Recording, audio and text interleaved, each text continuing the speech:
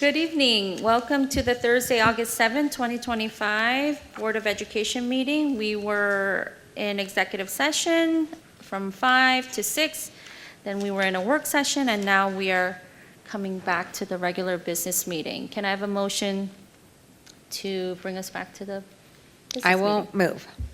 Second? All in favor? Aye. Stand for the pledge.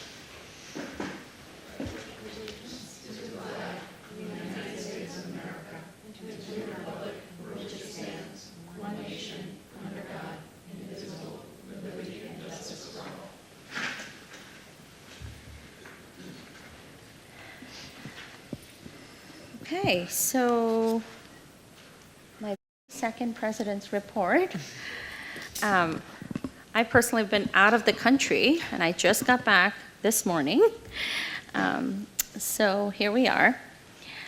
While school may be out for the summer, the work of the board has continued steadily through many different time zones. Board members have been spread out in different states and countries, but that has not stopped us from staying connected.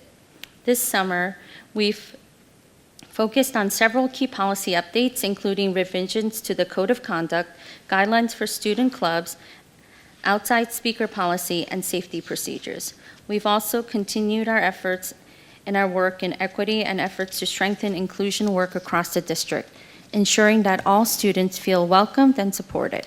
Finally, I'd like to extend a warm welcome to our new student board member, Matthew Wohlstatter. We look forward to your perspective and contributions this year. Thank you, everybody, for a great summer work. We have one more summer meeting, and then we kick off September 2nd, right? Okay, and that's it. It's really short. Great. Give Matthew the oath of office. I, Matthew Wohlstatter, do solemnly swear that I will support the Constitution of the United States and the Constitution of the State of New York, and that I will faithfully discharge the duties of board member ex officio of the Chappaqua Central School District to the best of my ability.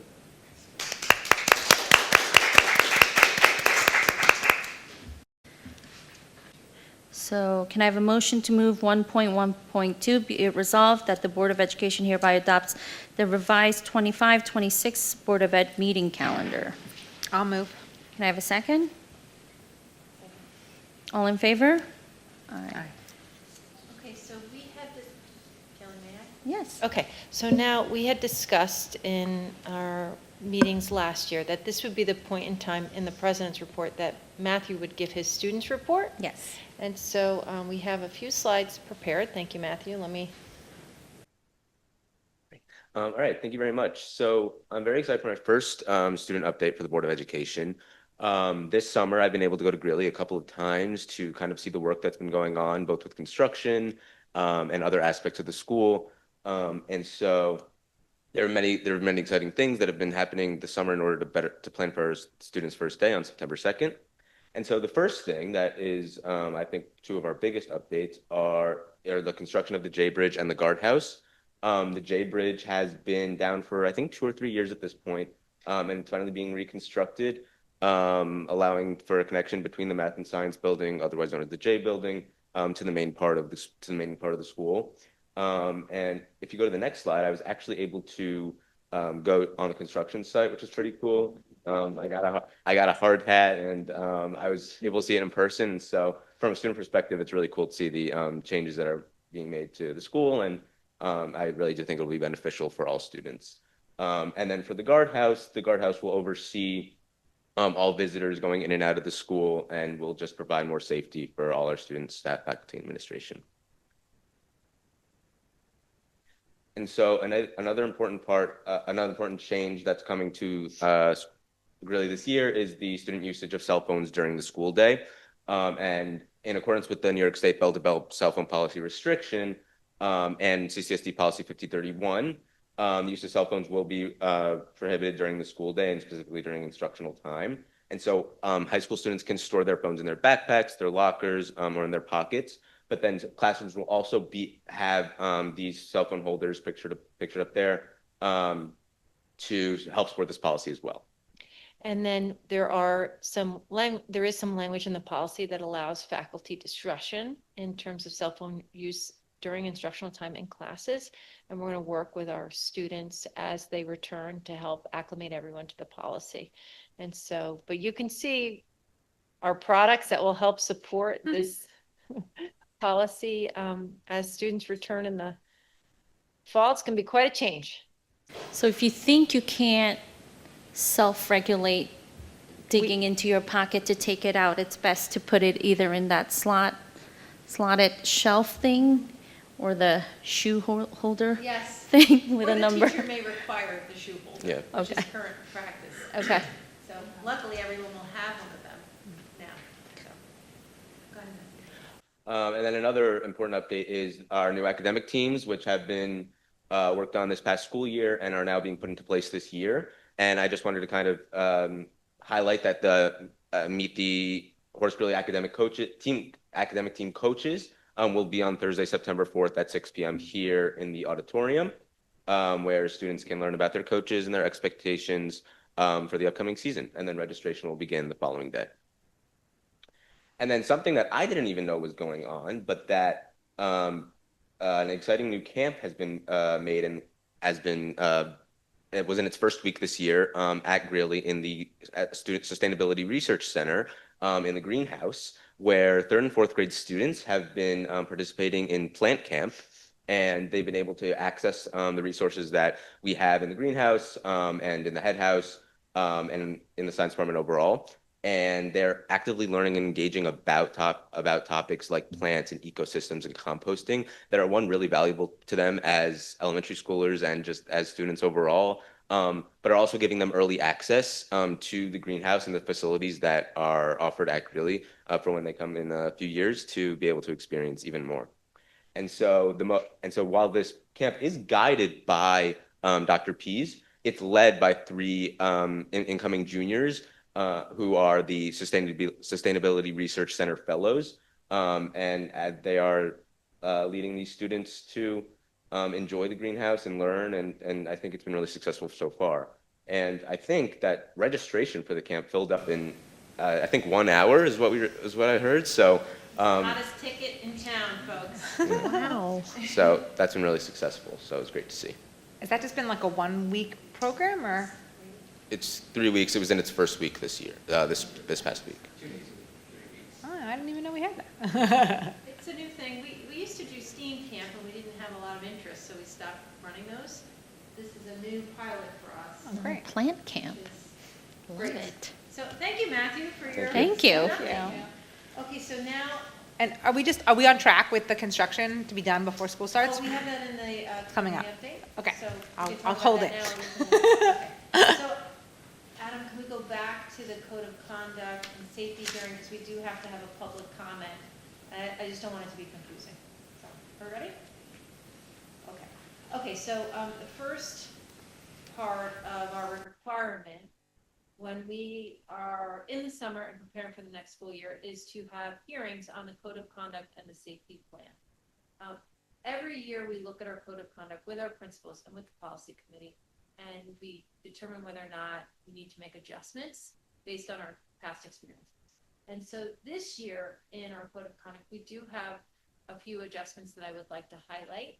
And of course, we'll take feedback from our community, and the policy committee will re-meet before we propose the final code of conduct for board consideration on the 28th, because it does need to be adopted. So the code of conduct has adjustments around language this year. And so what we've decided to do is we decided to remove our paragraph on hate speech, because we've had a lot of conversations with our families about what this really means, and what we felt like would be helpful for our students and our parents and our staff, as if we anchor in the legislation. So instead of using the category as hate speech to classify some of the behaviors that we're concerned about, we're going to reframe it as unprotected speech. And so we define what that is, and that definition is anchored in New York State law. So it's just a more concise definition, and it gives parents resources to go to if they have questions around why something is being categorized in a particular way. So that's probably the biggest shift. Some of the other adjustments is because we're recommending we take out hate speech as a category. When principals are faced with discipline interventions around incidents that are targeted towards other students that are identity-based harassment or bias or discriminatory, if the incident is egregious enough, students will come and see me as a part of the disciplinary process. And so we have language in here that requires a community-based building notification. So we wanted to adjust that hate speech language to unprotected speech because that's how we're shifting the language of the policy. And then we also, in the attachment to the code of conduct, it outlines the categories of things that kids typically make mistakes in. And then it has a range of interventions. And for unprotected speech or symbols, bias incidents, discrimination, we've had a chart that has had minimum interventions within it. And so in meeting with the principals and the policy committee, they requested more flexibility in operating outside of the suspension area in terms of intervention on a first offense. And so for the middle school program, you'll see on here for a minimum intervention, because some of the interventions may have to exceed this based on what the students do. You can see that the principal now has the opportunity to assign an after-school detention or an in-school suspension for a first offense.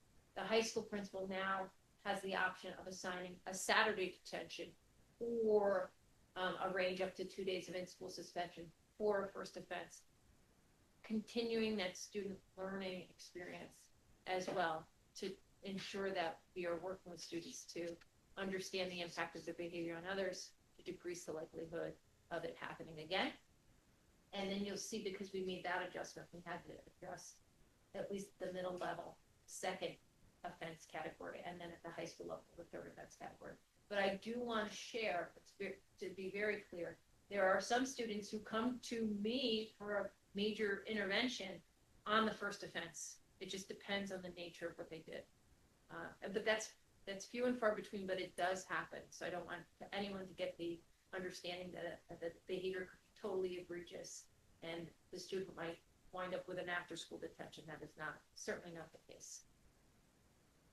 And we've had a work session before this session today, so we've already had some discussions on this. So this is the major part of the code of conduct that's adjusting. And then we also looked at the restorative language provision, and we wanted to provide a way for seniors to be able to access this opportunity. And because one of the criteria is that there are no disciplinary interventions over a period of 12 months, we had seniors who wanted to be engaged in the restorative process but just weren't able to. So we're adding some language now that would give the principal or the superintendent that flexibility to create a restorative plan for seniors. And the final piece of this is the district equity team changed their name to the district community culture and belonging team. So we're replacing the DET designation in the code of conduct with our new name. We did that over the summer, so it aligns with our student belonging work and reflects our how we capture ourselves on our website. And then we also added conduct for visitors in our code of conduct. We did some research, found out that other schools had done that, and we thought that it would be important to memorialize that as well, based on some concerns that we've heard from our community over the course of the past. And so that's the code of conduct. So if anyone, after I present the safety plan, if anyone in the audience has comments they would like to share on the code of conduct, they can certainly do so at that time. That's a part of the hearing process, but they can absolutely email the board and me, and we will re-meet and talk about them before we finalize the policy. And then with our safety plan, we don't really have many changes, just some name changes. All of the information on the safety plan is really in line with New York State's requirements. And so it really outlines the drills that we're required to practice, what our emergency response team is. It provides information for parents on how we would handle another pandemic if that were to take place.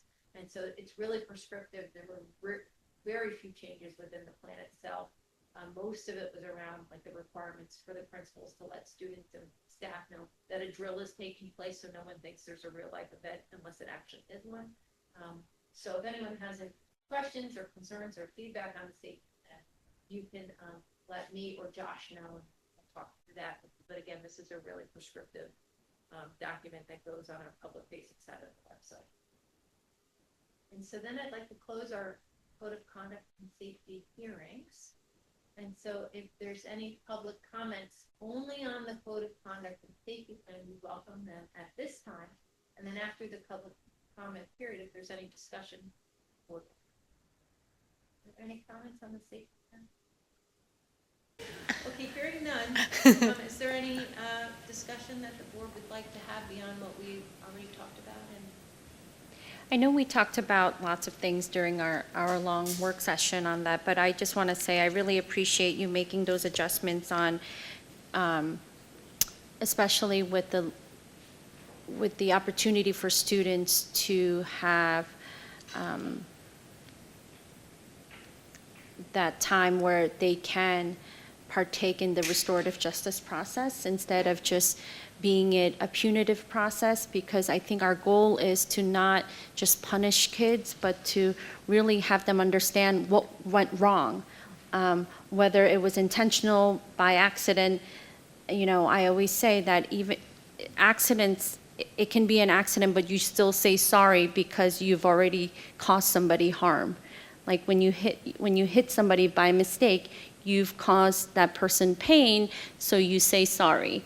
You know, you don't say, well, it was an accident, I didn't mean to do it, so you just move on, right? So I think the district always trying to think about ways we can improve in so that our students can learn from their mistakes and the situations where they might have made the wrong choice is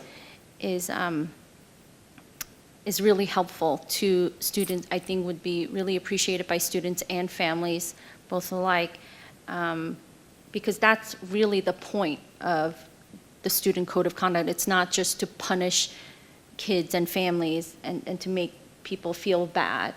It's to have an understanding, and also the portion about seniors, because we know that even seniors can make mistakes and they need time to sort of, you know, again, have that opportunity to sort of be given a chance, right? Everybody deserves a chance. So I think that's really important. And, you know, when parents hear that their child has been suspended, the word suspended is like, it feels very alarming. So I think depending on what the situation is, if we can say, okay, you're going to stay after school, or you're going to not, you know, you're going to come back and do this, or we're going to talk about this. I think it's just helpful because there's a conversation and there's an understanding and there's a partnership that's happening. So I really appreciate that. okay, all right, so let's move in. I think I got to move into the superintendent update. We're all participating tonight in this.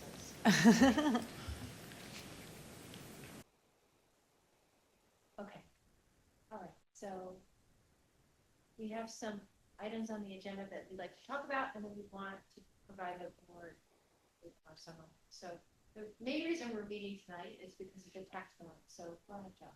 Sure. So the tax warrant is where we direct our towns to issue their tax bills and then send over those funds to the school district. I meet with both town of Mount Pleasant and the town of Newcastle to verify the tax warrant, verify the tax rolls. And this year it is amounting to, as we had talked about during budget season, a a 0.93% increase in Newcastle tax rate and a 1.33% tax increase in the town of Mount Pleasant tax rates. So then after this, after you all vote and sign off on that, I send a letter to the towns. They start their tax collection, and then over the course of the year, send us the funds throughout it. So we have a lot of construction happening this summer. We've been meeting biweekly with all of our trades. The athletic pavilion, you're seeing the roof is going on now. The piping, and everything is already installed. The electrical is already installed. So now they're putting the shell in the building. So it's going to go up fairly quickly over the course of the next 3 weeks. In the meeting today, they said that they're on schedule to open by the start of school this year. The tennis court lights are up. They're just this Saturday. There's going to be a changeover of the electric, and they should be up and running by next week. The HVAC, so the next slide, has the HVAC at all of the schools is on schedule. The electrical upgrades are on schedule. Everything, all of the should be up and running. The elementary school should be turned on next week. And then the high school and the middle schools will be done by the beginning of the school year. The only question mark always is construction at Bell.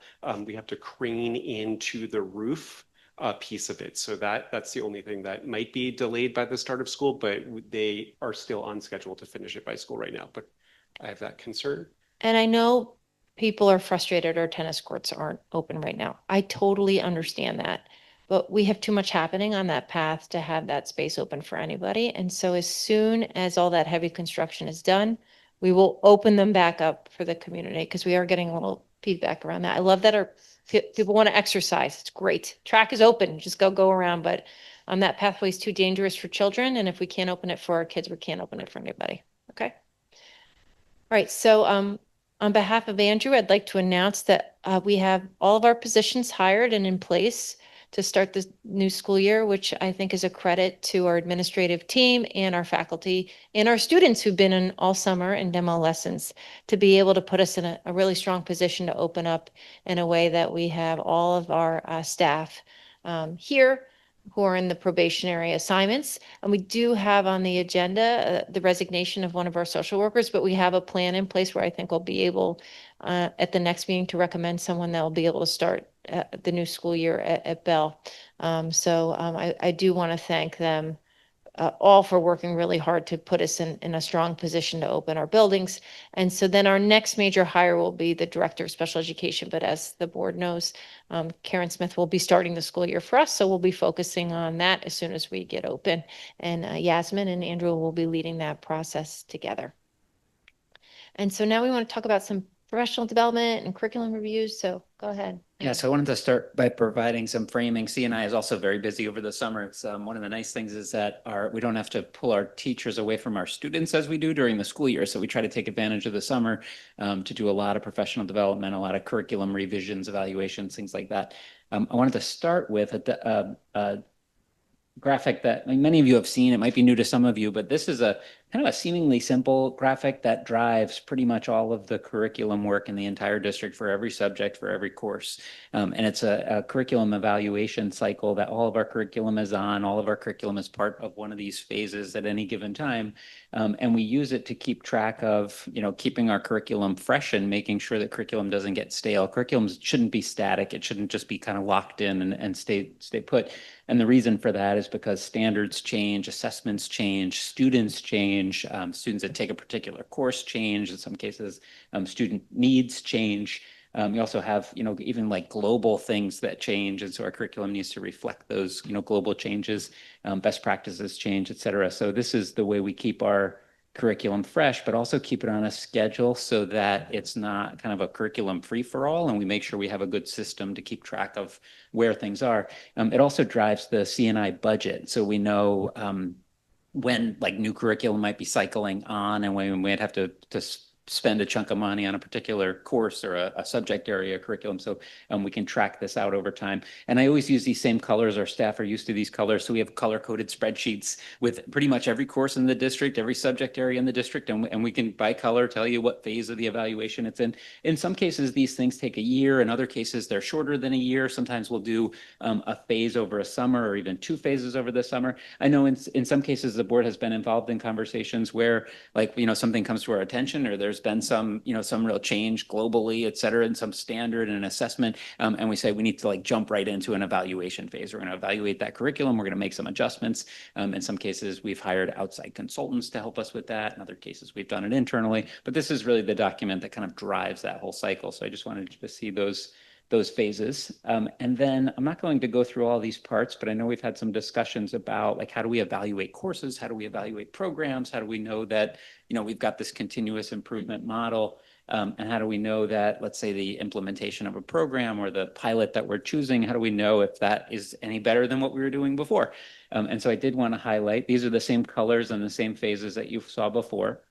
In the evaluate phase, you can see some of the things we do. We don't do all of these things every time, but we do many of them. The department chairs of the middle school and the high school actually developed this list a few years ago, and we've refined it. Kind of was a grassroots, like, what do you do when you evaluate courses? And they gave us the list, and now we've memorialized it. So you can see on there, we do things like collect student performance data. We elicit feedback from students, from teachers, from parents. We examine student work. We look at enrollment data. In some cases where students have a choice of a course, they are either like kind of move it, they vote with their feet, they say in high school in a lot of cases, if it's not a required course. So is it something where students are moving into it, or is the trend that they're moving away from it? We examine how it's aligned with the other courses vertically, which means the course before and the course afterwards. Look for curriculum gaps, look at instructional materials that may be used in the course. Those are the kinds of things we do.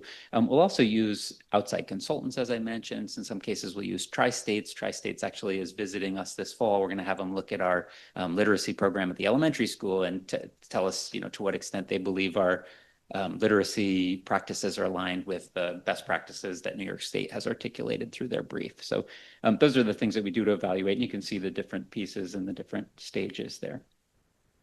So this, I just wanted to give you a snapshot. This was actually Monday, just to give you a sense, and Monday wasn't an atypical day. This was just me walking around on Monday. Christine said I'd like to include a few slides in the board update on, what's happening with curriculum. So I just wanted to give you a sense of this is just kind of a day in the life of what's happening. On the top left, you see 3 through 5 literacy. They were looking at word study, grammar, et cetera. And that was here in the academic commons. You can see how many faculty members will spend some time over their summer here with us learning. We had a physics 9 team. This is a physics 9 as some co-taught sections. And so this is a collaboration between a special education teacher and a physics teacher. So they work on creating like scaled and differentiated resources for the kids. We'll do that over the summer. Smithsonian Science is a new science curriculum that we're implementing in 6th and 7th grade. So this is the prepare phase for the implementation, which will start in the fall. And then in 7-8, we're doing a social studies vertical alignment of assessments. And around that, we have discovered, or maybe we knew we didn't address it just yet, but it's addressed now, that the students in 9th grade write 5 DBQs, which are like pretty significant essays with a lot of research that they have to do. But in 8th grade, they wrote many fewer. That we didn't have a good like step to that. So we're ramping up some of that rigor in the 7th and 8th grade program. So that was some of that work. So this is just a list of some of the highlights. There are many more things that are going on, but this is some of the highlights that I know we've been updating the board along the way. We're trying to align this to strategic plan priorities, and also, as I said, with that curriculum cycle. So we've got the literacy pilots, English 11, 12 electives. New York State published, there was a lot of talk about the New York State literacy briefs, but they actually also published numeracy briefs for math. So we're doing a little bit of work with our elementary teachers around the numeracy briefs. And again, I won't read the whole list, but I know many of these things we've discussed with the board over time. I did want to highlight that we also have our department chairs and our grade level leaders. Our grade level leaders are you can think of them as department chairs for the grade at the elementary schools. They all come in over the summer and do some planning with their building administrators as well. So, and we're doing some tech integration. Dr. Schoenbart is running some artificial intelligence integration into curriculum sessions for teachers and things like that. All right, I said a lot there. I don't know if I should pause or if you want to add anything. Are there any questions about the summer work before we go into world language? No, that's great. Okay. All right, now we're going to transition to our new program, the elementary school. All right, this is really exciting. So we've in the process, we've basically hired, I think one of the teachers is on the Yeah. agenda tonight, right? So that will be our second of our two world language in the elementary schools. I've mentioned before, sometimes you see it abbreviated as FLES.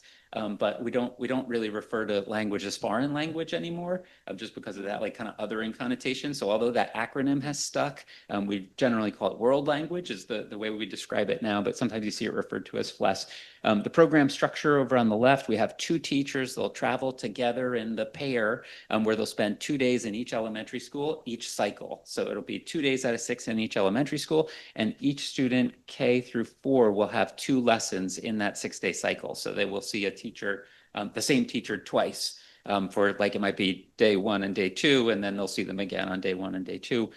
The building administrators have worked out the schedule. We've got 2 teachers that both have experience in teaching this kind of program. The lessons will be about 20 minutes long. We've been told that shorter lessons and more doses is better than like big chunks of lessons with less frequency. So the lessons are going to be quick. It's going to be a push-in model where the classroom teacher is there. What we've learned from visiting other districts is that when you have a push-in model with the classroom teacher there, the classroom teacher will often also kind of learn along with the students, and then that discussion learning will continue when the teachers are not there, and then the next time they just kind of pick up from there. So that's the model for right now. The thing that we're working on now, you can see on the right side, is we want to do kickoff assemblies for the students to just like generate some excitement around the program, and also start to ramp up some parent communications around the program, just to do a little bit of the kind of what to expect, how you can support the program at home. Okay, and then our grant on the agenda? We applied for a digital wellness grant. It's a grant that is supported by ISTE, which is the premier National Technology Association in Education, and ASCD, which is the kind of premier National Curriculum Association. They've joined forces with Pinterest they have a very large grant from Pinterest. It's about $1 million. They have had districts apply for a small piece of it. It's $7,500, but the good news is we have access to a lot of their real experts, and I think that's where they're using the chunk of the grant money is to pay like experts to do professional development with school districts. And so we have a grant that we'd like you to consider and accept as 3.26 for $7,500, and that will support a team of educators here. We've been asked to put together a team of 6. And in addition, Josh and Adam and myself and Christine will be kind of an ad hoc member when she can join us to develop some curriculum and instructional materials that will support digital wellness and digital citizenship for our students. So we met today, actually. We had a webinar with the folks from ISTE, and we met as a team. We have some ideas for the year. So that's an exciting initiative for us. And then Yasmin? So earlier this week, we met with all of the building coordinators for the new student program that is under the Welcome and Connect initiative. Those building coordinators were in a half-day training with myself and Karen to really talk about the role of the student ambassadors who will be selected by the coordinators in collaboration with the administration and the district. In addition, we looked at how to further engage families, what welcome packages would consist of when students come on August 20th for their new family orientation, and how to continue the welcome initiative throughout the course of the year by having the student ambassadors have a real structured training program. And so we really have focused on creating an agenda for that in our half-day training session. In addition, we have a website which will have underneath it a digital communication hub, and the new family orientation in each of the grade levels and buildings is happening on August 20th. And so the new coordinators will be at those events, in addition to PTA, administration. Families will be getting letters on Tuesday welcoming them formally to this event on August 20th, but they've had lots of reach out as they've come on board from our administration and our school counselors. And I just wanted to, there's a link to the Welcome and Connect website that is up and running that we will be moving through over the course of the year and adding to it as the program becomes more and more robust and we developed sequences of trainings for all individuals. It's really a place that a new family can go to and have everything under the one roof. Students, families, and anyone who really wants to know more about how to get resources. Okay. Yeah, this is part of our strategic plan, and so this is one of our areas that we worked on last year to try to enhance the experience for our new students that are moving into the district. Because what we found is we do a great job onboarding, but then the connection is lost. And so Yasmin's working with our adults in the buildings responsible for oversight for our new families to ensure that connection continues throughout the school year. And so working with the CCT in our contract negotiations, we put a structure in place to be able to support this. About how many new students have come in this year? So Or are it's- coming in? It's variable from year to year, but in some buildings there are 14, in other buildings there can be 3. Okay. So it just depends, and the data show that over the years, it's pretty steady in terms of its consistency across the district. And we want outcomes for the students across the district to really be impacted by their welcome and the continued ability for them to know they have someone and a group of either students or coordinators that they can really be part of and go to with questions. And it's giving them multiple levels of resources, both families and students. I think that's great. I think it's easier to navigate when you're in a new place if there's a specific group or entity or place that you can go to with any of your questions. So it's not like, well, now I have a question on athletics. So now, who's the athletic director again? But do I talk to this person? And then now I want to talk about my math class. And do I need to speak to the department chair? Do I speak to the assistant principal? And so this will take care of everything. Well, this will definitely have the ability for the resources to be in one set location. What we hear from a lot of families is that, coming into a new district or coming into, say, the high school, everything is a lot of platform, data, information, where do I get this, what do I sign up for?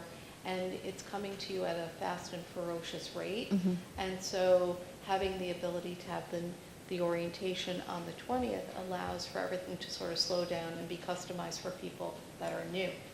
And we just then will continue having those welcoming groups as we go through the course of the year, because naturally we have students that come in over the summer, but we also have students that come in across the course of the year as well. And we want to make sure we pick them up and that we have the same experience for them as well. So this will systematize that. Thank you. And then did you want to share about your meet and greet next week? Absolutely. So I sent out a letter through Parent Square introducing myself and also informing families that at each of the levels, both elementary, middle, and high school, I'll be conducting meet and greets this Monday at Roaring Brook, but all the elementary principals will be there, and we'll have all elementary school families there on Monday at 9:30 a.m. And really, it's a forum in order for me to share a little bit about myself, talk a little bit about initiatives, talk a little bit about the entry plan, and also be able to have some nice dialogue back and forth, and always supported with some pastry, coffee.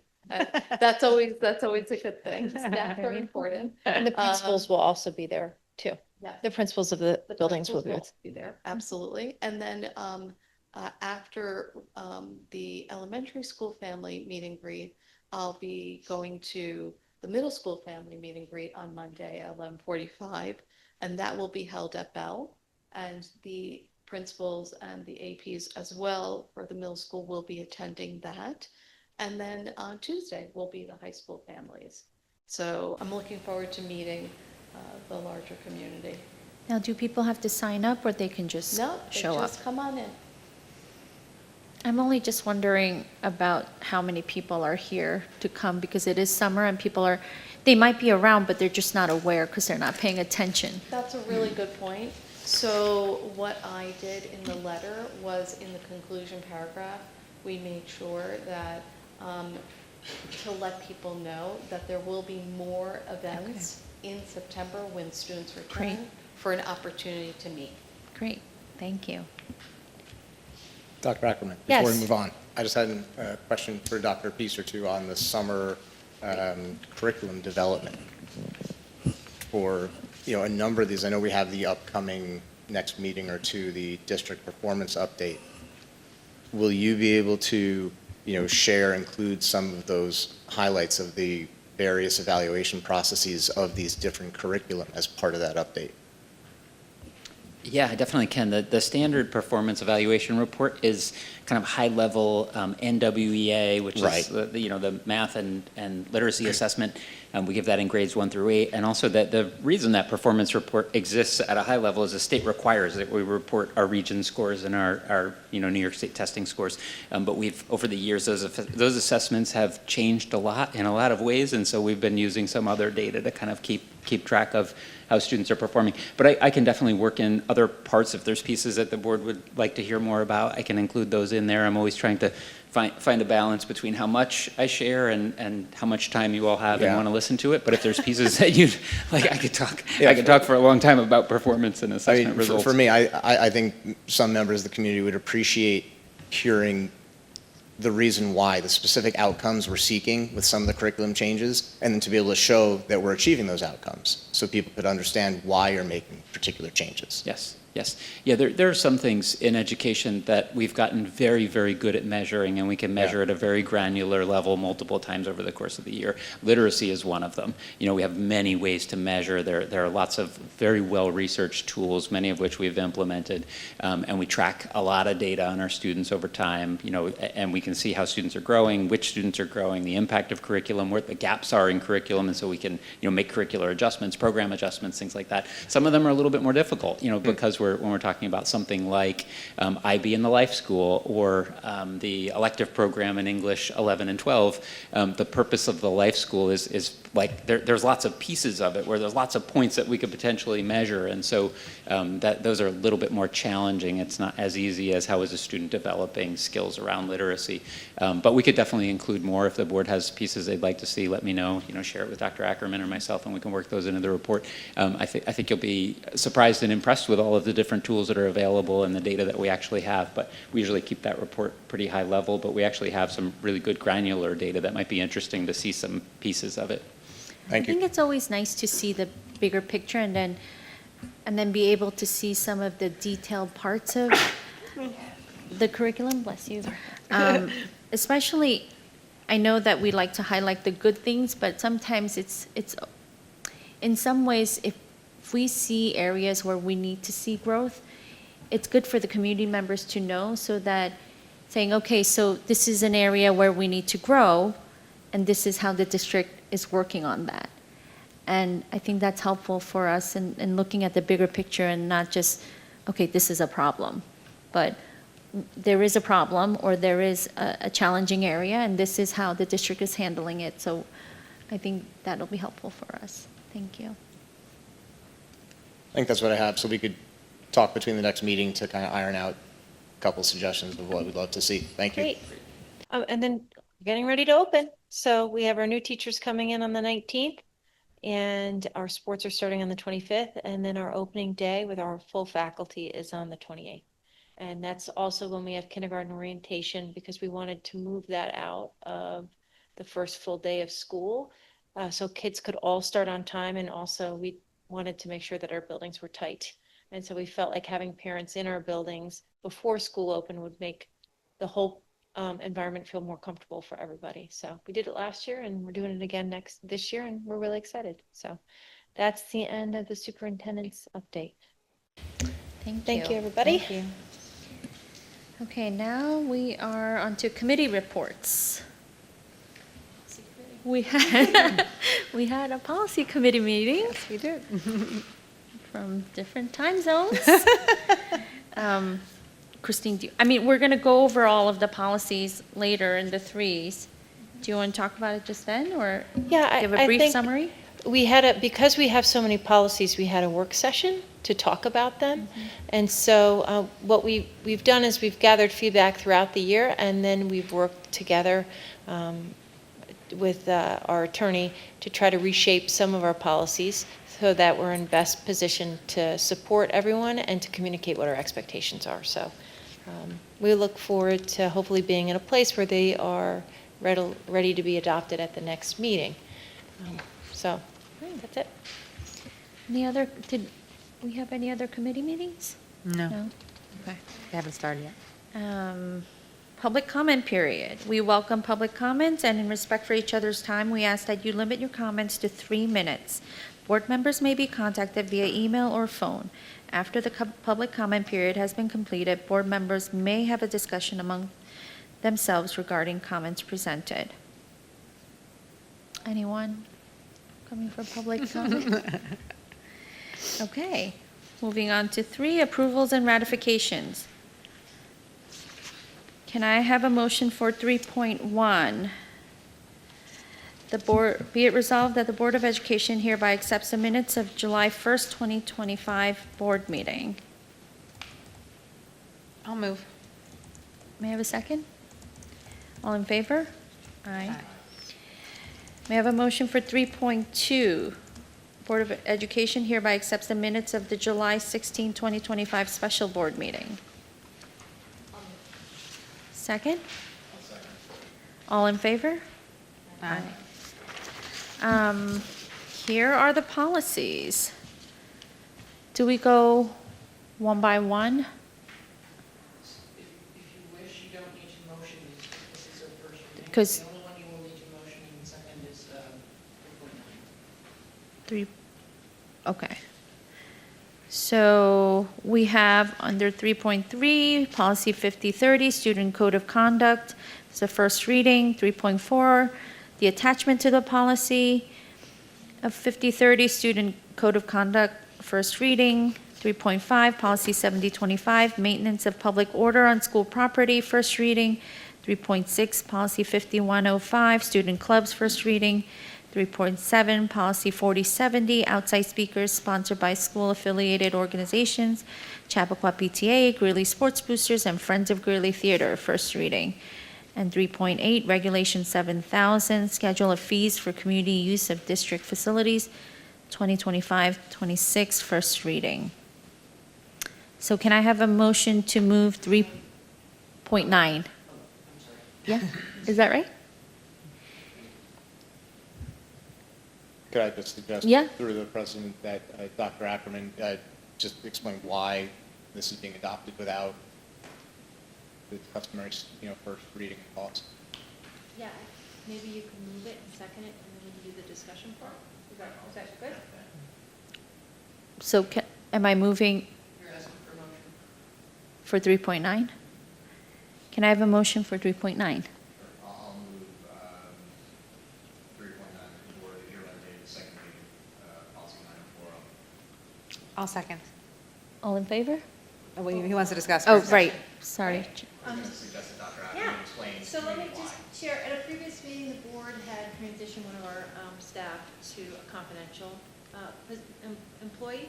And so our confidential employees are attached to a board policy, and they all need to be named within it. And so we are adjusting this policy, which we have to do maybe once a year, to reflect this position that's already been previously approved by the board, to align with what we need to do in order to maintain her structure and align her benefits to one of our units.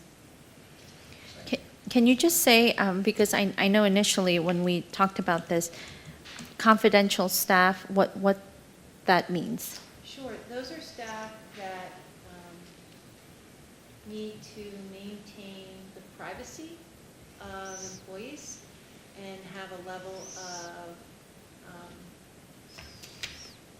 clearance that other staff members do not. Typically, they're dealing with issues that are related to staff personnel Okay. matters. And so that would be what our confidential employees are connected to. And then some of the confidential staff are also attached to positions that have to make decisions around employees, and they would have access to documents. So- Is that the explanation? Is that pretty good? Yeah, that was good. And Okay. just add, they have access to information around collective bargaining agreements that they work through with other employees, so they cannot be fully part of those bargaining units. Okay, so the employees are not confidential, they're just dealing with confidential matters and confidential personnel, okay. Okay, so, all in favor? Aye. Okay, Would you like me to do a little summary of the other policies? sure. Okay. So, if it's okay with everyone? Yeah. I've already done the code of conduct and the attachment, just so the public understands if they'd like to give feedback. We've made some adjustments to the maintenance of public order on school property. And while that does apply to our staff and students, it mainly applies to our guests and visitors during the school day and after school. And it clarifies some of the interventions that we use when we have concerns regarding behavior. And it also talks about expectations around voting and polling and all of that happens on our campus, just so we're very clear with everyone. And so that's what that policy adjustment is proposed on the agenda tonight. And then for our student clubs, we have been discussing at the recommendation of the DET, moving away from our equity policy as defining our work.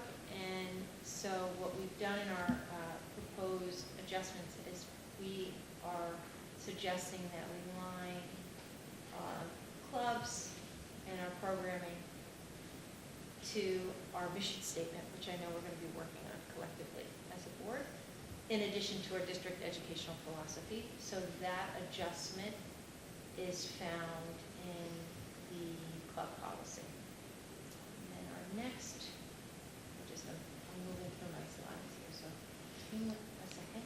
And so for our outside speakers, we've done the same thing. We've moved towards a mission statement rather than the equity policy. And then we also gave a little bit more flexibility to our principals in terms of the timeline for which they need to inspect materials based on what they feel is most appropriate, depending on the situation. And then the last one is our facilities fees. And this, every year we look at our facilities fees and we make an adjustment based on the levy increase. So you could see a slight adjustment to all of our fees next year based on our levy increase. And then we, at the request of our parents, we purchased portable lights for our grass fields because we were having some real concerns with supporting all of our recreational programming on our turf fields. And so because there's an expense to that and you can't incur an expense for recreational programming, we have a fee structure in there if people would like to rent our portable lights. And we think that we're going to house those at Seven Bridges and then allow those fields to be used when it gets dark for practice.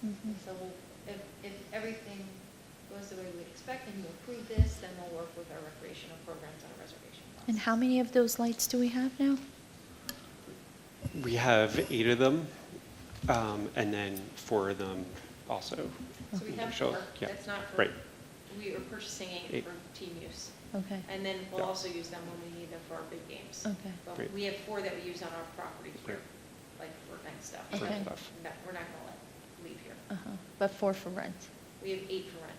8 for rent? Yeah, because Okay, we thought that 8 is a full field. okay. Yeah. We did some work on this. You do a Okay. four, you could do a half a field with Okay. 4. And is that like first come, first serve? Like, how does that work? Yeah, so we're gonna. Because we'll- people are listening. We'll work on that, 'cause we do a really good job rotating Yeah. the C and field and the competition field, so we'll use the same structure. Yeah. What I like is that we're putting the lights in place so that we can work with everyone to make sure that everyone has equal access to use them. So we will work on that.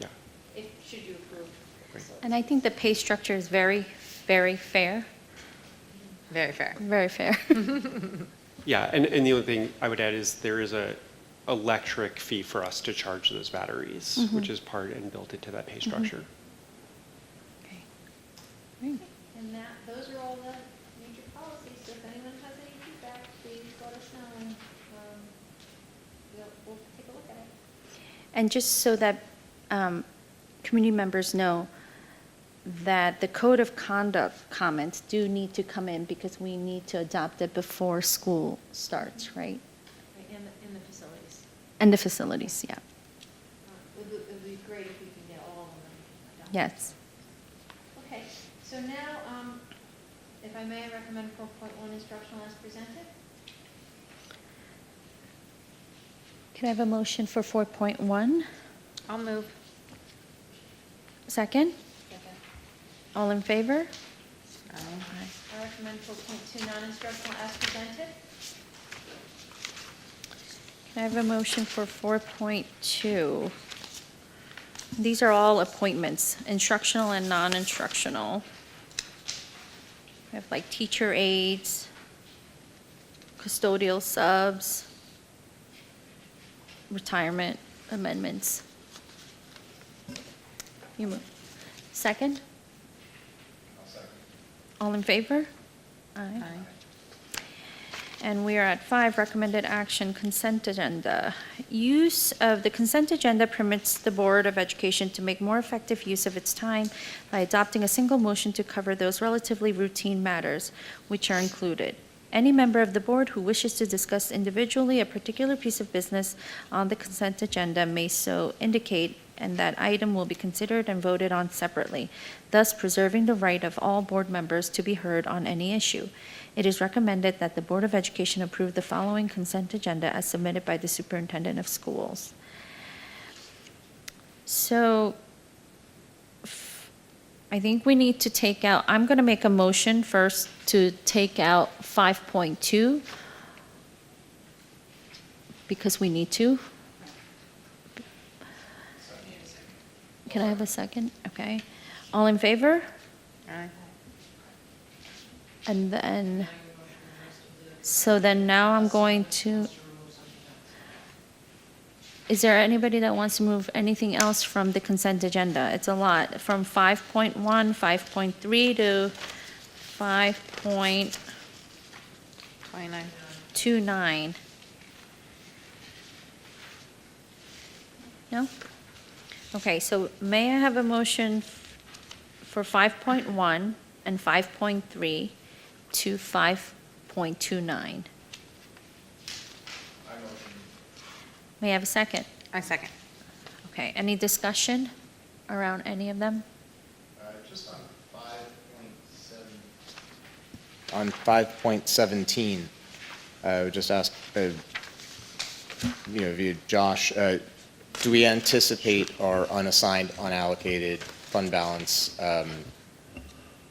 restoring and refilling to reach approximately by 4% towards the end of the year? Yes. Yeah, so that's why we're doing this transfer. Yeah, this resolution is a transfer of the funds that are over 4% based upon the preliminary external audit that we completed last week into one of our restricted reserve funds. Thank you. And then I think we wanted to hear from Dr. Ackerman about 5.14 and 5.15 of the mergers of the different athletic teams. Yes, so. Let me just put my thing up. So we have 2 teams that we have student interest in participating in, but we don't have enough of our own students to host a team ourselves. So what we have done in the past is we've had a merger for ice hockey, and that, I think, has been in place for 2 years for girls. And then last year was the first year we had a merger for gymnastics. And so our students have the ability to try out for these teams, and then if they are successful in being selected to be on the teams, then they are a part of a multi-mergered program where they can compete against other schools alongside schools within our region. And so in order to approve these mergers and be a part of that, it needs to be done by board resolution. Oh, great. Anybody else have any questions around that? Thank you. Okay. All in favor? Aye. And we are at, 5.2. oh, the roll tax call. warrant. Yes, we got to go back to 5.2. The reason why we're having this board meeting today. The tax warrant. Bear with me. I'm a little tired. So, can I have a motion for 5.2? I moved the Board of Education approve the tax warrant to collect the tax levy in the 25-26 school year in the amount of $124,550,099 for school district purposes and $3,708,998 for the Chapel Public Library purposes. I second. Kaylee, you have your, Yay. Yay. Yay. Thank you. Okay, now back. Now we're at 6. Be it resolved that the Board of Education acknowledges receipt of the following contracts approved by the superintendent per Board Policy 6085, purchasing and bidding. Can I move items 6.1, 6.2, 6.3? It's contract with Willowbrook Swim and Tennis Club, with Glenn Goodman, and services with Elena Lambrou Babu. Is that how you say her name? Can I have a motion for those 3 items, please? I'll move. Can I have a second? Okay, all in favor? Aye. Aye. Thank you. Nothing under 7. 8, financials. I'll move 8.1, 8.2, 8.3, 8.4, 8.5. And these are acknowledging receipt of claims auditor's report for June 25 and 24-25 summary. Acknowledging receipt of treasurer's report for June 2025. Acknowledging receipt of the appropriation status report for June 2025. And acknowledging receipt of the revenue status report for June 2025. And acknowledging receipt of the extra classroom activity report for June 2025.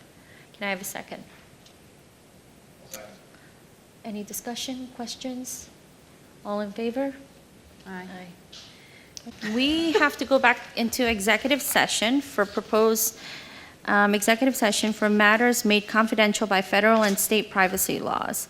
Can I have a motion to go back into executive session? I'll move. Can I have a second? All in favor? Aye. Okay, the board has been in its second executive meeting for the night. So can I have a motion to come back into the public meeting? I'll move. Can I have a second? All in favor? Aye. Okay, notice of future meetings.